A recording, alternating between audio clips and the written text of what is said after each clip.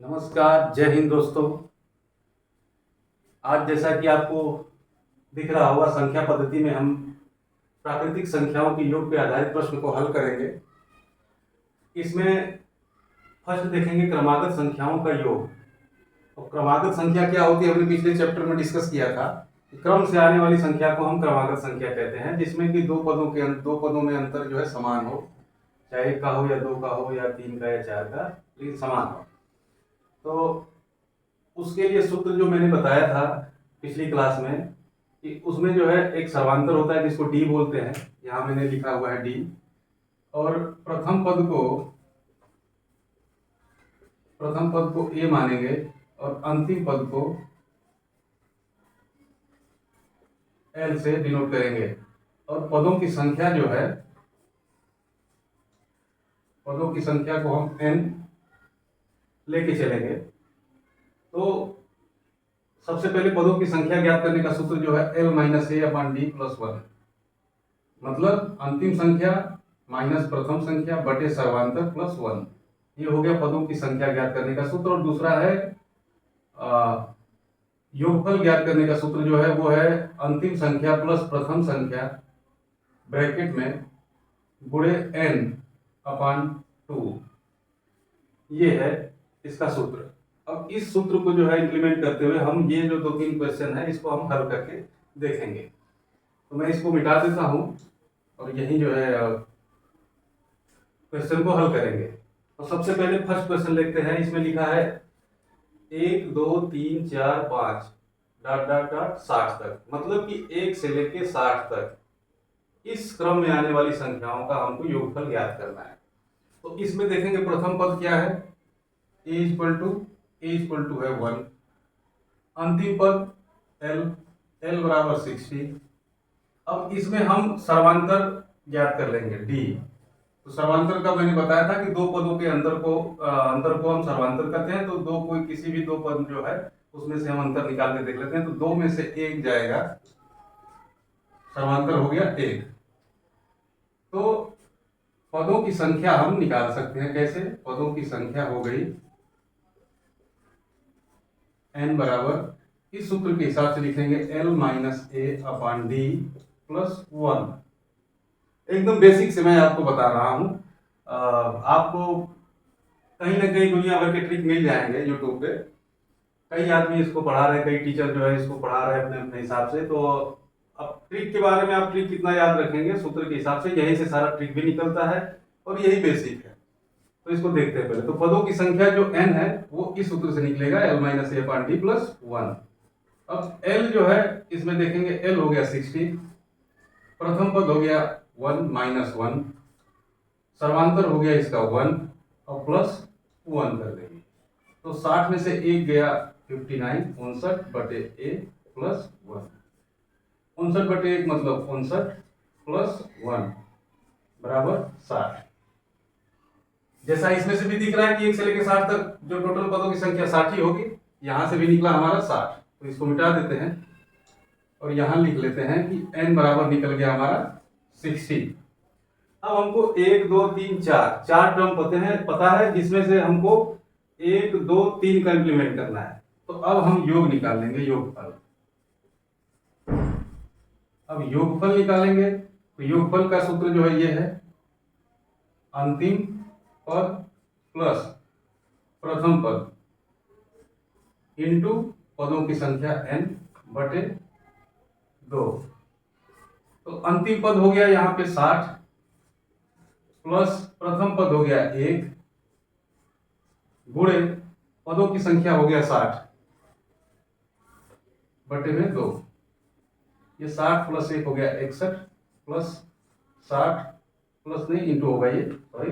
तो 61 गुणे 60 बटे 2, और 2 से 60 को कैंसिल कर देते हैं 30 बार में, और 3 का गुणा 1 में कर लेते हैं 3 3 छक 18, ये 0। 1830 इसका जो है फर्स्ट क्वेश्चन के योगफल का आ गया कितना वैल्यू, 1830।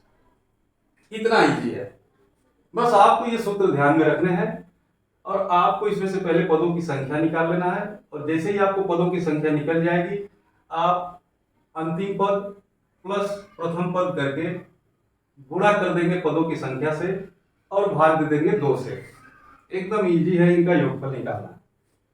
तो मैं आशा करता हूं कि आप लोग को जो है ये बातें समझ में आ रही होंगी। मैं कोशिश कर रहा हूं कि नहीं जो है आप लोग की बात जो है मेरी बात आप लोग को समझ में आए और ज्यादा से ज्यादा आप लोग जो है मैथ के इस चैप्टर को गेन करें। अब दूसरा क्वेश्चन लेते हैं। दूसरा क्वेश्चन क्या बोल रहा है, 3 के प्रथम 10 गुणज। अब क्वेश्चन जैसा बोल रहा है वैसा ही हम लोग करेंगे। 3 के प्रथम 10 गुणज, तो अब यहाँ 3 का प्रथम 10 गुणज निकाल लेते हैं। 3 गुणे 1 बराबर 3, 3 गुणे 2 बराबर 6, 3 गुणे 3 बराबर 9, 3 गुणे 4 बराबर 12। ऐसे करते करते कहां तक चलेंगे, 3 गुणे 10 तक। प्रथम 10 बोला है तो 10 तक हम इसका गुणज निकाल देते हैं। 3 गुणे 10 बराबर 30। मतलब कि हमको 3, 6, 9, 12 ऐसे करते करते 30 तक के पदों का योगफल ज्ञात करना है। तो 3 के प्रथम 10 गुणज ये हो गए। तो श्रेणी बन गई आपका 3, 6, 9, 12, 30। अब इसमें जो है प्रथम पद देख लेते हैं क्या है। a बराबर हो गया 3, अंतिम पद l बराबर हो गया 30। अब हम इसका सर्वांतर देख लेते हैं। सर्वांतर क्या है, सर्वांतर जो है 6 में से 3 गया 3, 9 में से 6 गया 3, मतलब कि 3 इसका जो है सर्वांतर है। तो सर्वांतर हमने लिख लिया d बराबर 3। अब a, l और d के माध्यम से हम n का वैल्यू निकालेंगे। तो n बराबर क्या होता है, l minus a, 30 minus 3, l minus a, अंतिम पद माइनस प्रथम पद, बटे में कर लेंगे d। d कितना आया है 3, सर्वांतर हो गया 3 और होल के प्लस 1। तो 30 माइनस 3 हो गया, इसको सॉल्व करके देखेंगे तो 30 माइनस 3 हो गया 27 बटे 3 प्लस 1। यहां से हो गया 9, 3 9 27 प्लस 1 बराबर 10। तो आप देख रहे होंगे कि n का वैल्यू 10 निकला है और यहाँ पे भी क्वेश्चन में दिया गया है कि 3 के प्रथम 10 गुणज, तो 10 ही पद होंगे क्योंकि यहाँ पे दिया गया है कि 10 गुणज है तो ये 10 पद होंगे। अगर हमको सॉल्व करना होता तो हम डायरेक्ट ऐसे ही कर लेते, लेकिन आप लोग को बताना है कि n बराबर कैसे निकलेगा, n का वैल्यू, तो हमने इस टर्म में लिखा। तो इसको मिटा देते हैं और यहाँ वैल्यू लिख देते हैं n बराबर 10। n का वैल्यू निकल गया 10, इसको भी मिटा लेते हैं। तो n का वैल्यू निकल गया 10। अब हमको योगफल निकालना है, योग। तो योग का क्या सूत्र है, अंतिम पद हो गया 30 प्लस प्रथम पद हो गया 3 इंटू कितना संख्या है पदों की 10, बटे में इसको हाफ कर देंगे। अब इसको सॉल्व कर लेंगे, वही हमारा योग निकल के आएगा। 30 प्लस 3 33, 35 इंटू 10 अपॉन 2। अब ये हो गया, यहां से 2 का भाग चला जाएगा 10 में 5 बार, यहाँ 5 के गुणा कर लेंगे, 5 3 15, 5 3 15 है 16। 165 जो है 3 के प्रथम 10 गुणज का वैल्यू हो गया 165। इतनी बात समझ में आई आपको।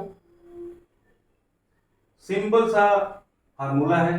सबसे पहले इनमें हम पदों की संख्या ज्ञात कर लेंगे, क्योंकि प्रथम पद और अंतिम पद तो हमको मिला ही रहेगा। पदों की संख्या ज्ञात कर लेंगे। जैसे ही पदों की संख्या ज्ञात होती है, पदों की संख्या वाले सूत्र से हम योग वाले सूत्र में जो है पदों की संख्या का गुणा कर लेंगे और हम योगफल निकाल लेंगे आसानी से। अब चलते हैं नेक्स्ट क्वेश्चन की तरफ। तो हमारा नेक्स्ट क्वेश्चन जो है वो आप लोग को दिख रहा होगा, 28, 30, 32, 34 और कहां तक 60 तक। तो 28 से लेके 60 तक इस श्रेणी का, इस क्रमागत संख्याओं का हमको योग निकालना है। तो सबसे पहले देखेंगे इसमें क्या, प्रथम पद ए बराबर हो गया 28, अंतिम पद l, ये हो गया 60। समांतर देख लेंगे d, तो सर्वांतर आप देख लेंगे, 30 में से 28 को घटा लेंगे, कितना बचा? 2। सर्वांतर हो गया 2। एक बार तसल्ली के लिए आप इससे भी घटा के देख लेंगे कि 2 आ रहा है कि नहीं आ रहा है, तो सब में अंतर 2 ही आएगा। तो सर्वांतर हो गया 2। अब हम पदों की संख्या n निकालेंगे, पदों की संख्या निकालेंगे और योगफल निकालेंगे। तो पदों की संख्या सबसे पहले निकालते हैं। तो पदों की संख्या जो है इस सूत्र से निकलेगा, l माइनस a 28 बटे d और प्लस 1 कर देंगे। आपको ये भी मैं बताऊंगा कि ये सूत्र एक्चुअली में आया कहां से है, ये फार्मूला जो है ये आया कहां से है, उसको भी हम डिस्कस करेंगे इस क्लास में। तो सबसे पहले ये देख लेते हैं कि इसका योगफल कितना आता है। तो 60 में से 28 गया 32 बटे 2 प्लस 1। 10 में से 8 गया 2, यहां पे बचा 5, 5 में से 2 गया 3। ये तो बेसिक मैथ है, ये तो सबको ही आ रहा होगा। तो 32 बटे 2 प्लस 1, 32 बटे 2 का वैल्यू हो गया 16, 16 प्लस 1 बराबर हो गया 17। तो n का वैल्यू इस हिसाब से 17 निकल के आ रहा है। तो इसको हम लिख लेते हैं यहाँ पे, n बराबर हो गया 17। अब हमसे पूछ क्या रहा है कि इस श्रेणी का योग, तो योग निकालेंगे s वाले फार्मूला से। s का फार्मूला क्या कहता है? अंतिम पद 60 प्लस प्रथम पद 28 गुणे पदों की संख्या, पदों की संख्या कितना है? 17 बटे 2। इसको हल कर लेते हैं। 60 प्लस 28 88 इंटू 17 बटे 2। 88 में 2 का भाग करेंगे तो आ जाएगा 44। अब 44 और 17 का जो है गुणा कर लेंगे, जो वैल्यू आएगा वही जो है इस श्रेणी का योगफल होगा। आप लोग कर लीजिएगा गुणा करेंगे तो थोड़ा वीडियो लंबा चौड़ा हो जाएगा और एडिट और उस हिसाब से वीडियो बनाने का टाइम थोड़ा सा कम ही मिलता है हमको। तो आप लोग गुणा कर लीजिएगा इसका, देखिएगा कि नहीं कितना आ रहा है। अगर नहीं होगा तो बताइए, मैं कर ही देता हूं, लेकिन मैं आशा करता हूं कि आप लोग जो है गुणा कर लेंगे इसका। तो गुणा करके हमको बता दीजिएगा कमेंट बॉक्स में कि कितना आंसर आया इसका। ठीक है, फिर इसको भी हटा देते हैं और ये भी हटा देते हैं और डिस्कस करते हैं कि एक्चुअल में ये जो फार्मूला हम लोग फार्मूले की बात कर रहे हैं हर क्वेश्चन में, वो फार्मूला डिराइव और जनरेट हुआ कहां से एक्चुअल में। n बराबर l माइनस ए अपान डी प्लस 1 और एस एन बराबर l प्लस ए इंटू एन अपान 2। बात करेंगे हम कि ये जो पदों की संख्या और पदों का योगफल वाला फार्मूला है वो एक्चुअल में आता कहां से है। तो सबसे छोटा चीज जो है हम शुरू करते हैं, एक श्रेणी लेते हैं 1 2 और 3। यही से जो है हम शुरुआत करते हैं कि इसमें एक्चुअल में ये फार्मूला आता कैसे है और इसको हम डिराइव कैसे करते हैं। तो आप लोग को देखने में लग ही रहा होगा कि इस जो श्रेणी है, इस श्रेणी में n बराबर हो गया कितना? 3। 1 पद 2 पद 3, तो पदों की संख्या कितनी हो गई? 3। और प्रथम पद क्या है? a बराबर 1। अंतिम पद क्या है? l बराबर 3। और इसका सर्वांतर कितना है? d बराबर 2 में से 1 घटा के देख लेंगे कितना होगा? 1। अब हमको यही 3 चीज मालूम है, 3 पद हैं, प्रथम पद ये है, अंतिम पद ये है और सर्वांतर इसका 1 है। तो अब हम कौन सा उपाय, कौन सी युक्ति लगाएं इस तीनों के माध्यम से कि बराबर बराबर जो है हमेशा ये 3 आए। तो अब हमने ऐसे किया कि इसको आपस में घटाए, तो 3 माइनस 1 किया और इसको जो है नीचे लिया बटे 1, तो कितना आ रहा है? 2 बटे 1, तो 2 आया। लेकिन आंसर आना चाहिए कितना? 3, इसलिए हमको 1 और जोड़ना पड़ा, तो 2 1 3। तो यही फार्मूला इस हिसाब से जो है फार्मूले में जो है तब्दील हुआ कि ऐसे करेंगे तो हमको पदों की संख्या हर बार मिल रही है। कितना हो बड़ा श्रेणी हो, 1 2 3 4 5, तो कितना हो बड़ा श्रेणी हो, अगर जब हम इस हिसाब से इसको रखेंगे इस पैटर्न में, तो हमेशा पदों की संख्या निकल के आएगी। कैसे? 5 में से 1 पहले घटा लेंगे, बटे में जो है इसका सर्वांतर कर लेंगे 1, और 1 एक्स्ट्रा जोड़ देंगे, तो कितना हुआ? 5 1 4, 4 बटे 1 प्लस 1, तो 4 प्लस 1 बराबर 5। तो इसमें पदों की संख्या कितनी हो गई? 5, जो कि दिख भी रहा है 1 2 3 4 5। यही है फार्मूला का जो है, फार्मूला बनाने की विधि। ऐसे ही फार्मूले के जो है उत्पत्ति हुआ, आविष्कार हुआ, जो बोल सकते हैं। ये समझाने के लिए मैंने बस एक आपको बात बता दिया। हालांकि आप फार्मूला जो है, जो फार्मूला है वो स्टैंडर्ड है, तो आप इसको याद कर लीजिएगा। इसी फार्मूले पे जो है आपको ये सारे सवाल हल हो जाएंगे।